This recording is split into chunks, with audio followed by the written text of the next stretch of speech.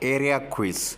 A circle area formula pi times r square. R the radius, pi r square. A circle area. A triangle area formula base times height divided by 2. Base times height divided by 2. A parallelogram area formula base times height. Base and height 90 degree መስራታቸውን ልብ ይሏል. The area of the parallelogram base times height.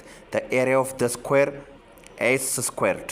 S የስኩዌሩ ሳይድ ከሆነ s squared.